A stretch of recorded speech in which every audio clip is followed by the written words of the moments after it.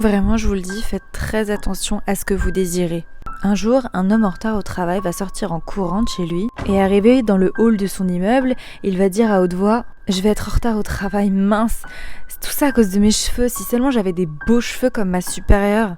À ce même moment, une boîte aux lettres dans son hall d'entrée, toute recouverte de scotch, s'est entrouverte. Évidemment, ça a intrigué l'homme qui y a jeté un œil et il a découvert à ce moment-là comme une touffe de cheveux noirs, ce qui l'a évidemment particulièrement dégoûté. Suite à cela, il s'est rendu au travail et a de suite croisé un de ses collègues qui lui a demandé ce qu'il pensait de ses nouveaux piercings.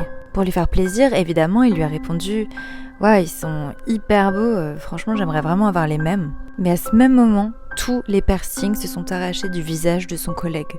Hyper choqué, évidemment, il lui demande ce qui se passe. Mais comme un malheur n'arrive jamais seul, une autre de ses collègues arrive dans la pièce en courant et dit « Purée les gars, ça craint, notre supérieure ce matin, elle était chez le coiffeur et elle s'est fait attaquer par un des employés et elle a fini à l'hôpital. » Bon, avec tous ces événements, évidemment, c'est trop le chaos, ils décident tous de fermer boutique et de rentrer chez eux pour la journée. Une fois arrivé dans son hall d'entrée, l'homme s'est rendu compte que sa boîte aux lettres était encore une fois entrouverte.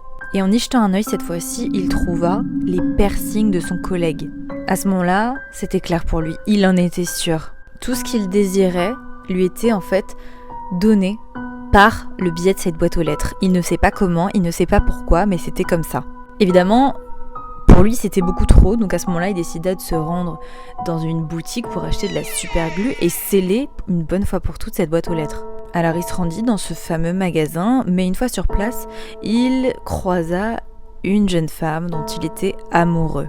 Et d'ailleurs cette jeune femme n'était pas seule, elle se trouvait avec son mari. Le mari d'ailleurs, pour être très sympa, proposa à l'homme de lui payer ce qu'il était venu chercher. Il lui dit dis-moi ce dont t'as besoin et je te le donne quoi. Là l'homme dans sa tête pensa très fort à ce qu'il voulait. Et ce qu'il voulait, c'était sa femme. Au même moment, la femme disparut du magasin. Et l'homme sut très bien, dès cet instant, ce qui venait de se passer. Il courut le plus vite possible jusqu'à chez lui. Et une fois arrivé dans son hall, il se dirigea lentement vers la boîte aux lettres, l'ouvrit lentement. Et la dernière chose qu'on put apercevoir, c'est cette image.